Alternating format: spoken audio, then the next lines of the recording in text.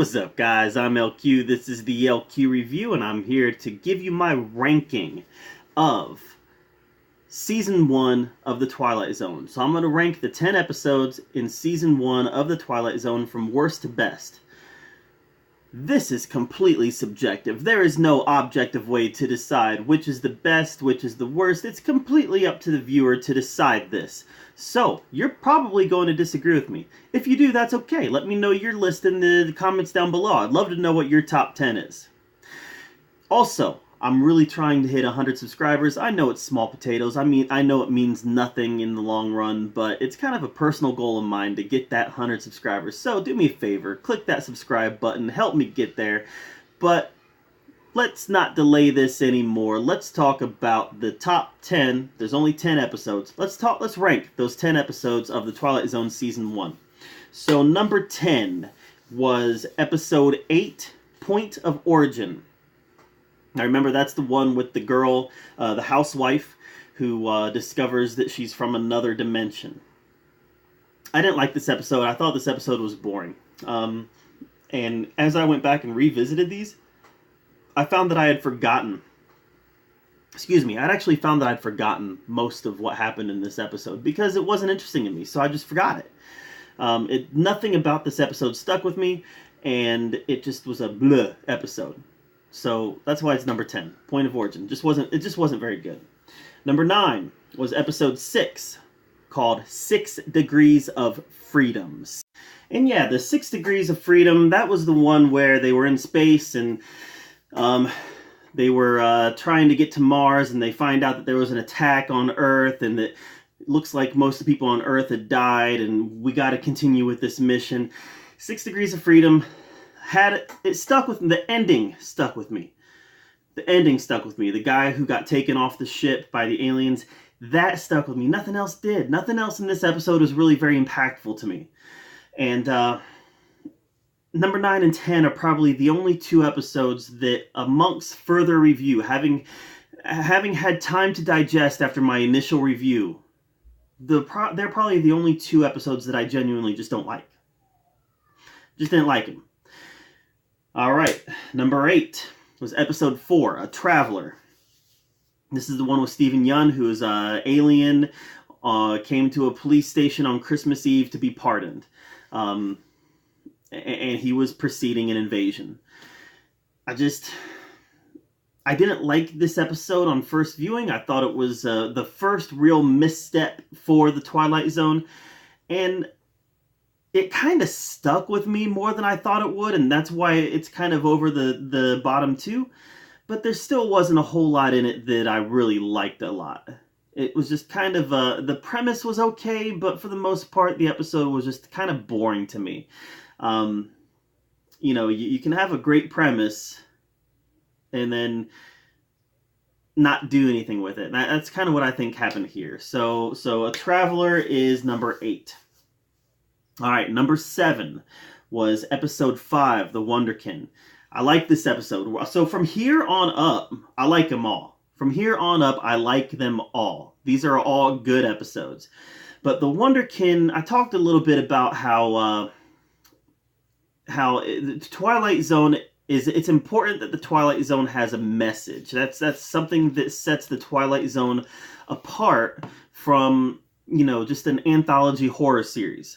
So having a message is very important, and I don't care if it's a message that's pro-right, I don't care if it's a message that's pro-left, I don't care if it's a centric message, I don't care if it's a message that is pro-religion, I don't care if it's a message that's against religion. Messages encourage conversation. Messages encourage conversation, so I'm all for messages. I'm all for my TV show saying something. But I've always said that I do not want the message to get in the way of the story. I don't want the message to get in the way of the story. The story comes first, and then you use the story to tell the message. When you're concocting a story around a message, it's usually pretty obvious, and it usually makes for kind of a weak storyline. And that's what I felt like we got with The Wonderkin. We got pretty decent television. Like I said, I liked the episode, but it was definitely message before story. was definitely message before story, where Jordan Peele was definitely taking a jab at politicians. You know, the politicians or children analogy was dead on the nose. And he was definitely taking a stab at our current president. And I don't care if you like Donald Trump. I don't care if you hate Donald Trump. Who cares? I don't care. But when the message gets in front of the story, that's when I care. And I just felt like this did that. This did that a little bit too much. Not saying I didn't like it. The Wonderkin was a good episode of TV. But compared to the other ones, 1 through 6, it just wasn't as good. Message got in the way of the story. So, Wonderkin was number 7. Number 6 was episode 9, The Blue Scorpion. I liked this episode quite a bit. I actually watched this one twice. I actually had a viewer who sent me a message telling me that maybe the way that I watched the episode was, I was watching it through the wrong lens. I was watching it through the Blue Scorpion kind of being, I was watching it through the idea that this Blue Scorpion was this evil gun. It had this soul that was this possessed evil thing. And this viewer sent me a message saying, no, rewatch the episode. You know, the Blue Scorpion brings positivity. It brings good things to the owner. So I rewatched it, and while I don't know that I'm 100% on board with that, I'm also not 100% on board that it's evil either. I think that this gun has a soul, like they suggested in the movie, that inanimate objects have a soul. And that this gun is complicated. It's a complicated soul. So, yeah, this was another episode that I feel was maybe a little bit too much on the nose as far as political messages are concerned, but not nearly as bad as The Wonderkin. Very good episode of television. Number 5 is Replay, episode 3. Now, Replay was actually one that I didn't love initially. In fact, Replay was an episode that I felt like, initially, when I first watched it, I felt like, well, maybe the political message got in the way of this story. I gotta tell you, Replay has just resonated with me. It's stuck with me. I mean, that's been weeks and weeks. It's been months since I watched that, and it just stuck with me. And that's what good storytelling does. Good storytelling sticks with you. So this is a case where I watched it and I might have just let my own preconceived notions of what Jordan Peele was trying to accomplish here get in my way. Because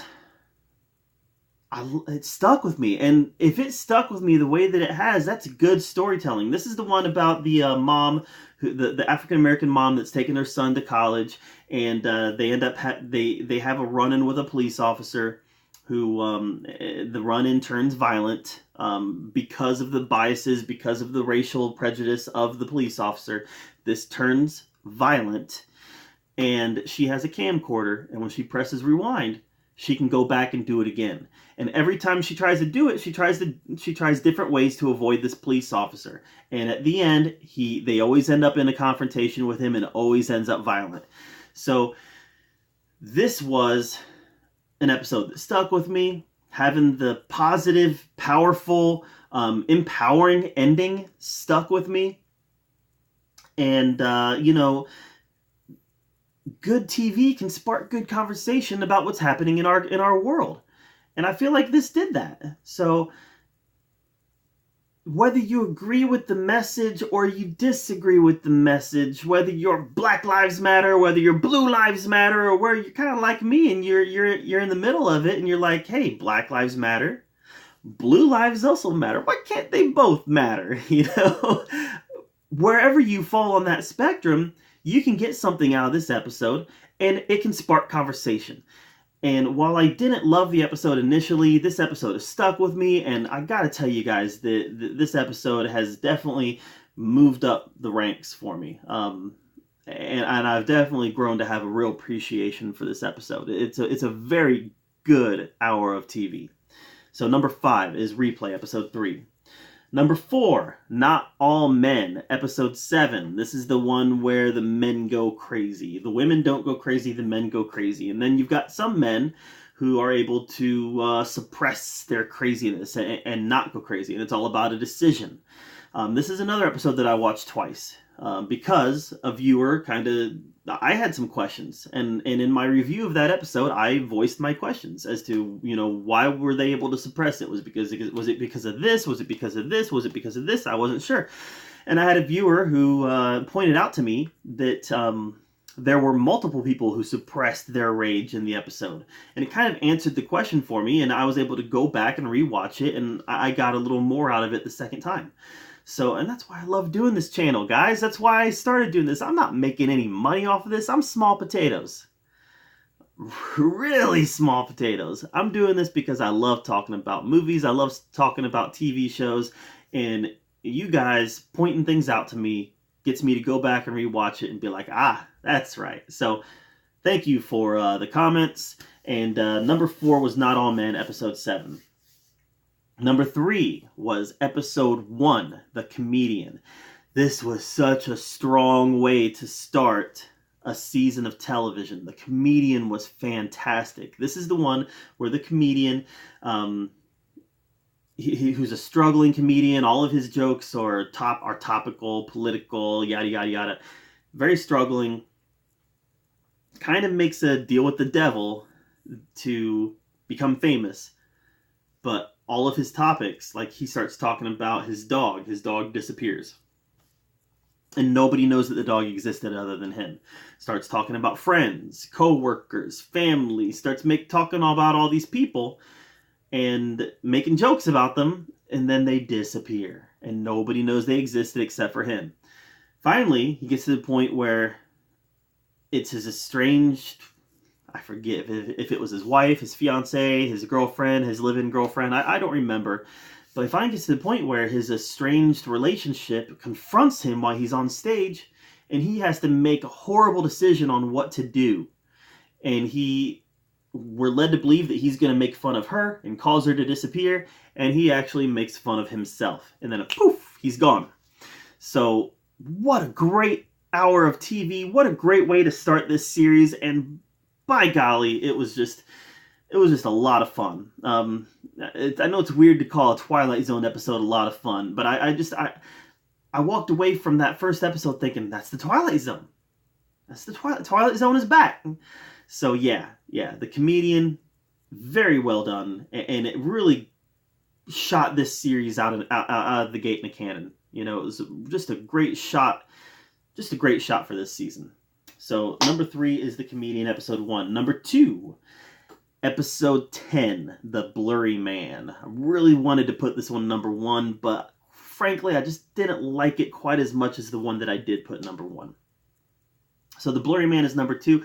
And the reason why I didn't like it as much is because, as I said in my review, there was a lot of this that I didn't care for some of the choices that were made. I wanted this episode that had Seth Rogen starring, that had this writer who whatever he wrote comes to happen in real life. There's a lot that I was just into based on the previews, and when we didn't get it, I was bummed. I was disappointed, and I wanted to get those things. So when we got an episode that was breaking the fourth wall, and was self-referential, and made Jordan Peele a character, made the writer of the Twilight Zone a main character, I was bummed, and frankly, I just wasn't into the first part of this episode. But then, as we started to get into who the Blurry Man was, and the big reveal at the end of the episode, this is one of the best episodes of TV this year. The Blurry Man was great, and just the whole conclusion with her figuring out that the Twilight Zone is a real thing, and that the original host, Rod Serling, is in the Twilight Zone, and when he shows up and offers to bring her into the Twilight Zone, and she goes, it was goosebumps. It was a goosebump moment, it was a thrilling moment, it was a nostalgic moment, it was an exciting moment, Everything about the last few minutes of the episode just brought it home. It stuck the landing, and you know, if you can have, if we're talking about a movie, and Act 1 is kind of messy, Act 2 is kind of messy, but if you can bring home Act 3, then you're going to walk out of that movie theater or walk out of your living room saying that was a good movie, because Act 3 is the important one. Now, television doesn't always follow that 3-act structure, but guess what? Same rules apply. If you can stick the landing, you can forgive what comes early in the episode. And I gotta tell you guys, because of this ending, I love this episode. Because of the ending, I love this episode. If this had ended without Rod Serling, this would have been probably in the bottom third. Just saying. It would have ended probably in the bottom third. I don't mind admitting, I'm a sucker for nostalgia. But having Rod Serling in there, and the ending that we had with the writer for the Twilight Zone finding the Twilight Zone, and having Rod Serling show up, and having the connection to the previous episodes this season, it worked. It worked, and it brought home the season, it brought home the episode, and it just worked for me, guys. The ending made this episode, and because of the ending, this episode is number 2. But there's one episode that I just couldn't put the Blurry Man in front of, with or without Rod Serling. And it was episode 2, Nightmare at 30,000 Feet. I was in love with this episode. I was in love with it. I remember when it was over, I was just thinking, this is the greatest. The Twilight Zone is the greatest thing. Because this was just great storytelling. It's the one where with the